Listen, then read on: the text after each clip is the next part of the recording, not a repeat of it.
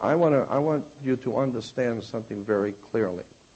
When someone asks you in this country, are you a citizen of the United States?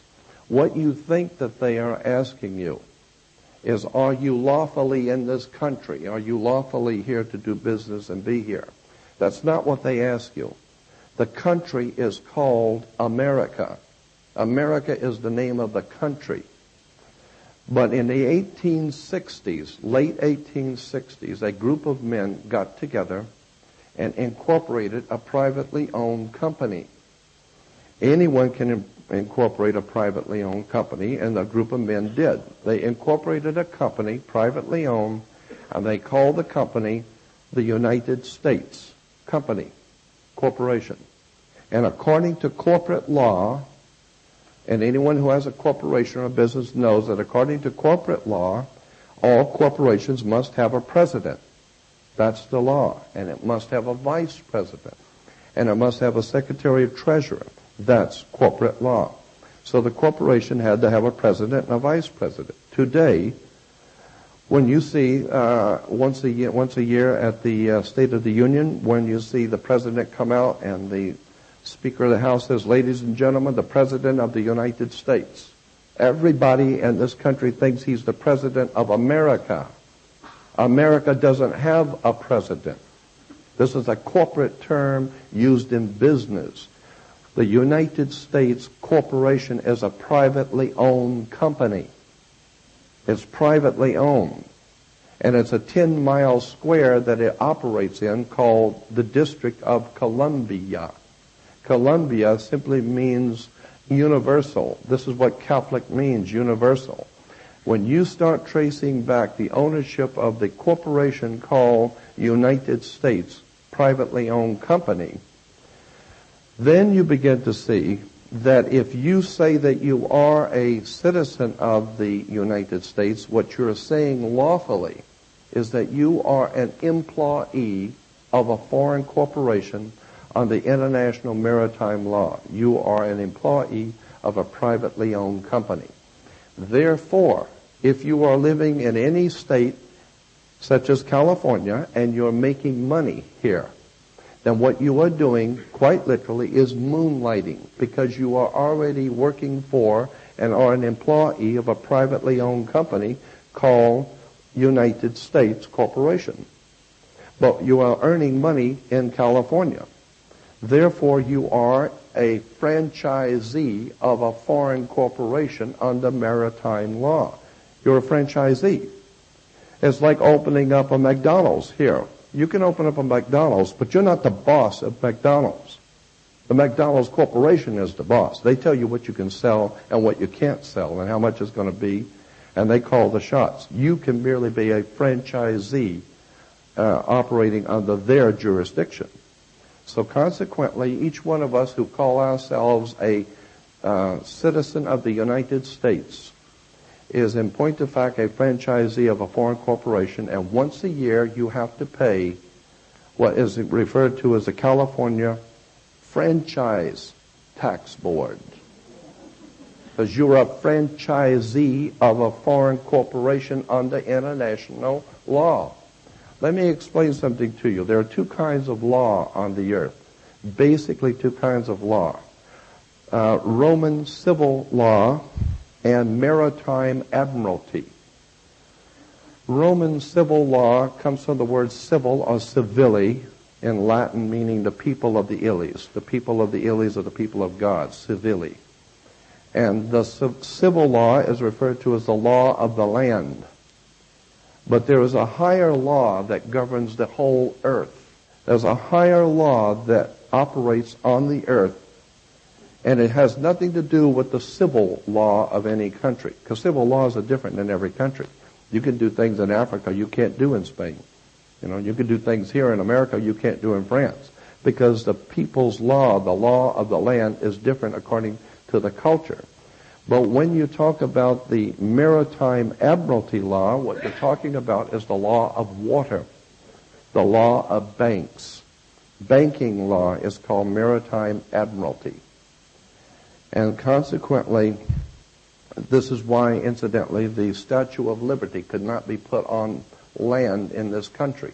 It had to be put in a port. It had to be put in water. Why? Because it's not the statue of freedom, it's a statue of liberty. Liberty is what a sailor gets when you pull into port.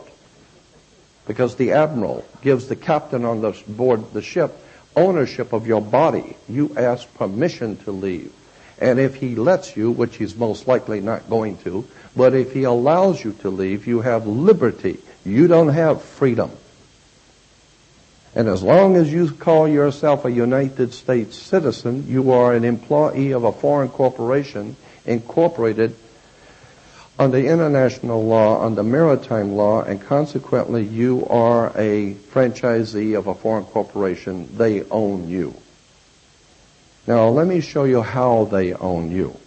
When a ship pulls into port, say from Japan, and brings in, say, $800 million worth of Toyotas or televisions, the first thing the captain has to do is has to give to the port authorities something called a certificate of manifest. He has to give them a certificate showing how much each car costs, whether it has 4 doors or 2, or if it's got air conditioning or not. Every car has to have its certificate of manifest, showing exactly what are you bringing into this country, how much is it going to cost our banks, how much are we going to have to pay Japan for this. And so it's business. It comes in on water. It's maritime admiralty, banking law. And so therefore, each item has to have a certificate of manifest. And the ship, when it pulls into port, parks at the dock. And wherever it parks is called the berthing of a ship. The ship sits in its berth. When you were born, your mother, her water broke. And when your mother's water broke, you came out, and therefore you are a maritime admiralty product. Under international law, you are a product. Under international maritime banking law, you are a product. Because you came out of your mother's water. And therefore you have to have a birth certificate. And the birth certificate has to be signed by the doc. Okay? And consequently,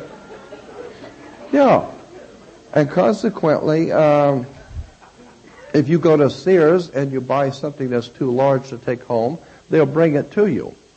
And so they will tell you what time they're going to deliver the product. That's why your mother was in a delivery room. She was delivering a product under international law. Now, when you get the birth certificate, that is a certificate, a maritime admiralty certificate that shows you are a human resource. And the corporation called United States went to your mother and asked her, would you donate this body to us as a collateral for a loan? Because each birth certificate is worth, when it first started in 1933, I am told it was like $630,000 per birth certificate on the international exchange. And your birth certificate today is on the stock market. And look on the back of your Social Security card and you'll see numbers in red. Anytime you see red numbers, they represent your blood. You turn it on the other side, you'll see it in blue. Blue is maritime admiralty, the navy blue. And so consequently, you are a product that was bought. And on the birth certificate, down on the bottom right, where your mother signed, it doesn't say mother or parent. It says informant.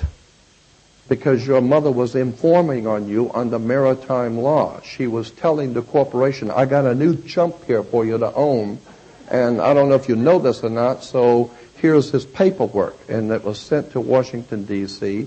They took that birth certificate. And what happened, let me go back and explain that when in 1860s, when this privately owned company was incorporated called United States, like any other corporation that grows too fast, it started getting out of bounds. It started becoming very successful, and they wanted to move out overseas. I'm being very simplistic with this. There's a lot more to it, but I'm giving you the basics. But when the corporation called United States was founded back in the 1860s, it wanted to move overseas at the first of the turn of the century, in the 19th century, the 20th century. And so it started moving into Europe as a hostile takeover. They called it World War I. World War I was one large corporation called United States trying to take over other major corporations in the world, like Germany, France, etc. Each one of these countries are a corporation. So consequently, the United States was able to be successful in the corporate takeover of what the outcome of the World War I. But in the process, they lost so much money. The corporation spent so much money arming and making tanks and bullets and tanks to kill people that they won the hostile takeover of a foreign corporation, but now they're broke. Consequently, they are really in serious trouble now because they don't have money to feed the people at home in the corporation, and now they've taken on new corporations in Europe to be responsible for. So the United States corporation was in very big trouble, went to Europe and asked the international bankers if they could borrow money. And the international bankers said quite simply, no, you're bankrupt. So what have you got as collateral for a loan? And they came up with the idea that your birth certificate would be worth something like $630,000 because the banker said, how much can an individual in your country working for your corporation make from the day he's born to the day he dies on an average? And it came out to about $630,000. So consequently, the bankers made a deal with the corporation called United States to credit the United States corporation account in Europe with $630,000 per birth certificate. And this is why today this United States corporation doesn't care about how many people come into this country illegally or unlawfully. They don't care about that. They open up the borders and let them pour in. Why? Because every single person coming across that border is at least $1 million now in our bank account. And so that's why we want something called, we don't want undocumented workers. We don't care about people who are illegal coming into the country. We don't want undocumented. Because with the documents, you can cash that in. You take and get that money from the international banks. So consequently, the United States corporation owns you.